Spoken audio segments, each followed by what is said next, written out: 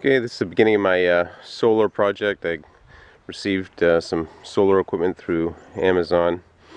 I'll go over each item that I've gotten. The panels are going to go up here on top of the gazebo, on that piece of real estate right up there, one that faces the most south and the sun. Should be able to get 3, I'm thinking, up there, and tie those all together for 300 watt solar panel configuration. And so I get the panels there. These are rich solar panels. I saw some reviews on these on YouTube, and they perform pretty well as compared with like Renogy and some other panels, and they did really well. So I got those. Are really pretty inexpensive, $80 I think off Amazon, somewhere around there. So that's those. And then I did get some hardware because we're kind of in the middle of this crisis, this pandemic, and hardware stores, I just didn't really want to make a trip to the hardware store. Which brings me around to I did leave these packages out for 48 hours, just in case, just to make sure if there are any germs or anything on the cardboard, that it was dead. So I got these brackets off of Amazon. I'll include the name in the video, and the hardware that I'm going to need to put those up there, just to make it a lot easier. And some battery cables. I believe these are 2-gauge, 280, number 2 gauge battery connections for the battery bank. And I did order these 2 batteries off of Amazon through the internet, $150 or so, which is, probably more than they would cost if you went to a store. However, in these times, it's hard to go to a hardware store. You could get like a deep cycle battery, like a marine battery, like a Walmart or whatever, and it would suffice. But these are made specifically for solar. They're 100 amp hour. I believe they're whites. I'll include a description of those as well. I got those off Amazon, and I'm going to incorporate. I already have 2 batteries hooked up to a battery bank and inverter there in the gazebo. I made a portable generator, solar generator. I'm going to make another cart for these and connect the 2 of them so that I'll have 400 amp hours if I want to connect them or separate them for use in the house. I also got these, since I have 3 solar panels, these connections here allow me to put 3 solar panels in parallel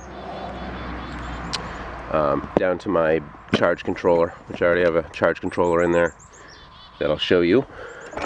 And then I got this kit also from Amazon.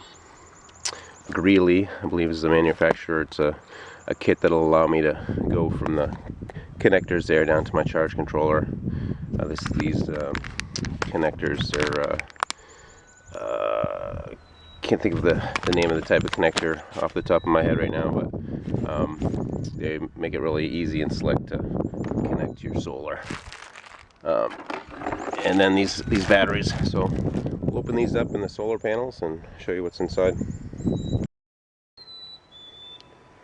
It's just a little unboxing of these 100 amp hour whites solar batteries. I already opened 2 of these, which I got a week ago. And you do want to make sure you buy all of your batteries that you're going to incorporate into your battery bank at the same time. You don't want to drain down a new battery with an older one. So just something to think about if you're going to make a battery bank. It's best to get all new batteries so that you don't do that, so that you don't damage some of your batteries by draining them down. So they're packaged in here fairly decently. It's they're surrounded in styrofoam and a plastic bag. They do come already pretty much pre-charged. That was what I found out when I charged the other 2. So get those out of there. Whites. You can see that wise batteries, 100 amp hour batteries.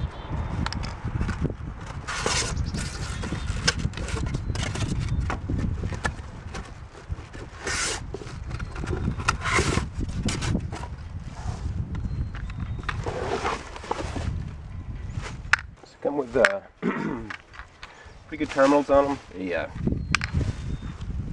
give you some space to connect your battery terminals. And so those will all be connected in parallel on my battery bank. I've got two other ones in the gazebo there, and I'll show you what I've done in there for this project.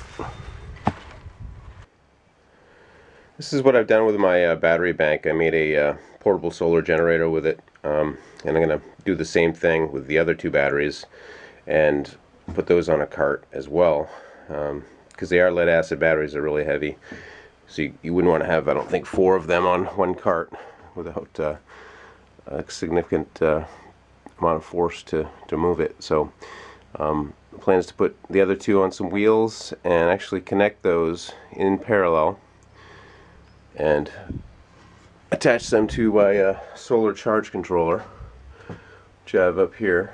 This one was from Windy Nations, a P30L. Still a charge controller. I like the LCD display on it. It gives you the volts and shows the incoming power and everything on it, which is pretty handy. It has a load button, so you can run a DC load right off of it as well. But yeah, so the plan is to make another battery bank and connect it in parallel with this, so they'll have 400 watt hours total power. I have a 1500 watt pure sine wave inverter here that I also got off Amazon. Seems to work pretty good so far. There's a little display too. It shows just the input voltage and shows you the output. But yeah, so I am going to have to rearrange these batteries. I realized I welded this cart up, and it was actually a ball, had a ball hitch on it. It was designed to like move trailers and that kind of thing. So I just repurposed it, leveled it out here for the batteries with that little foot. Created a welded on a bracket there so that I could put the battery into it and strap the other one on there on the front of the put a little plate. I welded a plate to the bottom there after I cut the hitch off, the ball hitch, and I'll use that as a I plan to put another, just a small 25 watt panel here, maybe with a waterproof charge controller, just to wheel it out into the sun and charge it up that way. If I want to do that, make it portable, because I do have the panels on the roof here. They're kind of a fixed feature. It would take a little bit of effort to remove those if I had to. So I do want to have a means to charge these, albeit a small solar panel. Just take longer to charge those up. But so that's the plan. I'm going to use those other two batteries in conjunction with these and wire those up in parallel. I got to weld up the other cart though, so it's going to be a little bit of a process. But today's goal is to get the panels up on the roof. Okay, these are the Rich solar panels. I had one already unboxed that I decided to get off of Amazon. I'll include the price in the video, but they seem to be pretty good panels. Got a waterproof box around the connections there.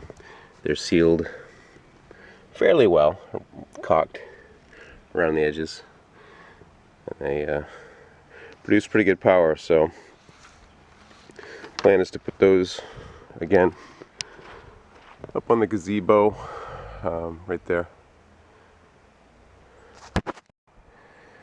Okay, so these brackets are going to line right up with the holes around the edge of the hardware around the edge of the solar panel here. I went up on the roof and kind of could figure where the roof is going to hit the panel and which holes I'm going to need to use. So I've already determined that. I'm just going to pre-attach these brackets to the panel before I take the panel up on the roof and screw it in.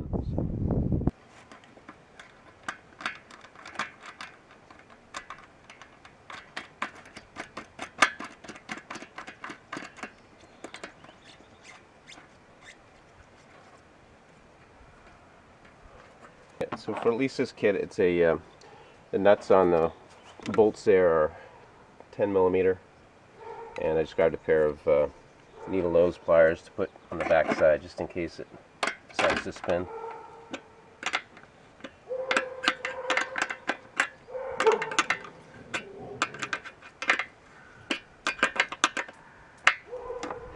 They tighten up pretty good with the washers on the back.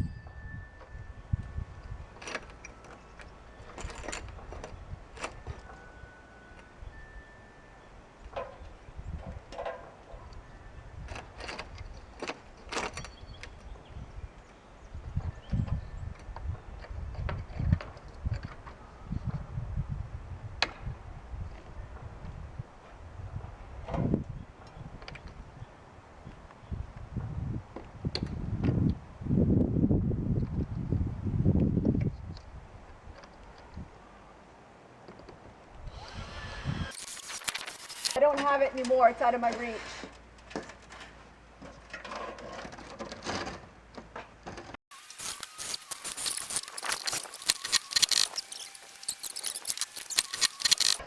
Okay, now I have the solar panels fastened up on the roof and have all the leads here. I did flip two of the panels upside down so that I'd be able to get all the wires to come together where I can branch them off. But essentially what's going to happen here is I've got these MC4 connectors right here, and I'm going to join all three panels together. Should be pretty self-explanatory because they only fit one way. The positive leads from the panels will go into the female ends here in this connector, and the female ends, the negative ends, will go into the connectors on this side. It is a little confusing, but you can see they're marked with red, the positive leads, and the negative leads are not. So with that in mind, let's connect the I'm going to connect the negative leads first.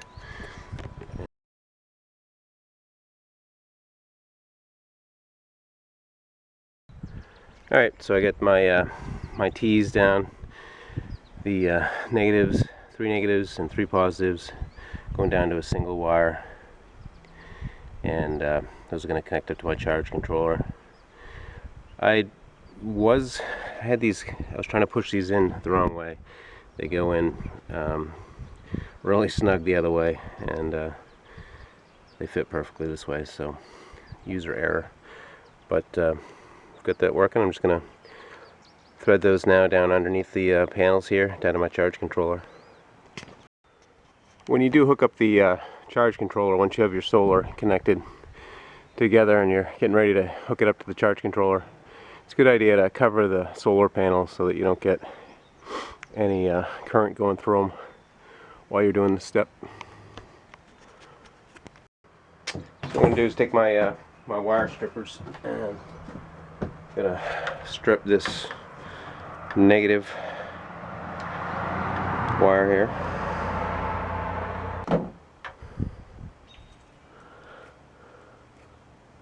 Just braid it together. You can go into your charge controller with it.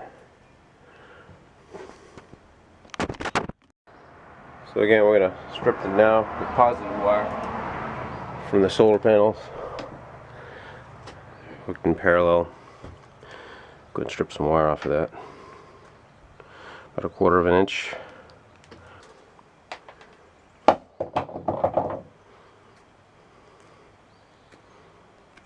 Braided.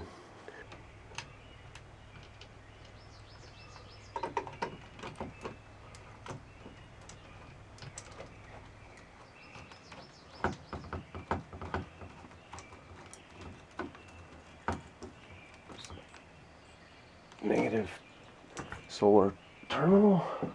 There's the positive.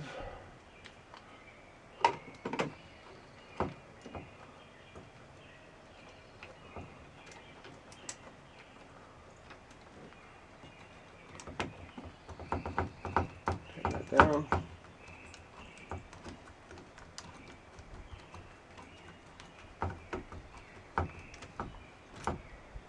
That's nice and snug. Alright. Fix the steps going up into the gazebo. So,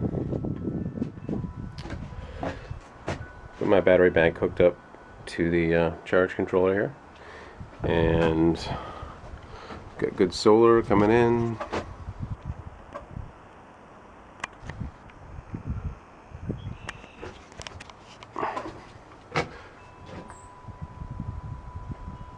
Batteries are up around 14.1, just kind of floating. Notice the amps aren't that high coming in to the batteries because of the float. The batteries are pretty much max capacity. Notice what if I flick the switch on the inverter, they do go up. Amp starts to climb. 14.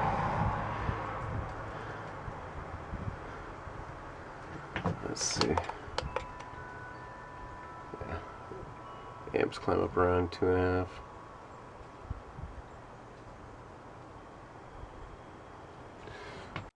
With the inverter on, but it's good. The panels are charging up my batteries. Got another hand cart coming this afternoon from Amazon that I'm gonna mount those batteries up onto. Make another cart and then hook them up in parallel to these, so that we get a 400 amp hour battery pack.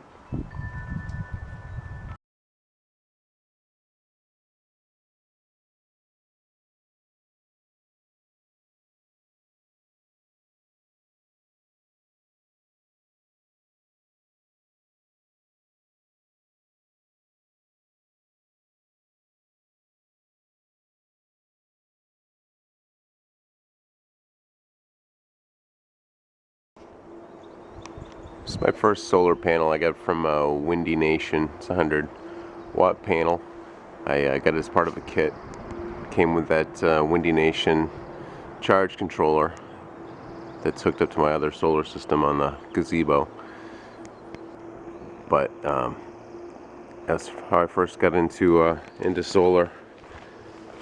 I still have it hooked up over here. I have a just a cheap charge controller, $10 charge controller or whatever, off of Amazon, and it's just hooked up to a deep cycle battery down here, 100 amp hour battery, and yeah, it works just fine. There's really not a whole lot to these things.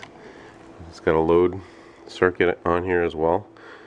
Need to put a switch in there if I'm gonna hook it up, but just a simple charge controller It shows that the solar energy is coming in, and that you have charge on your battery.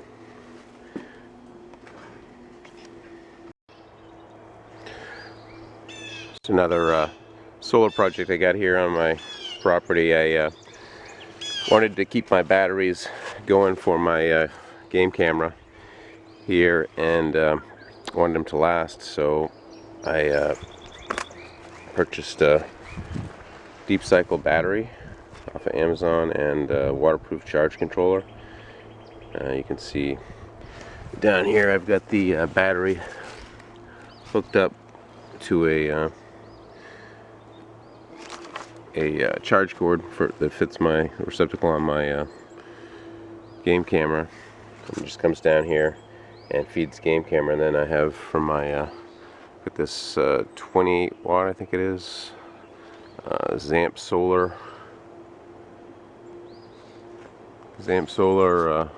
panel that I think I could have actually probably wouldn't need a charge controller for it if you didn't want to use one, but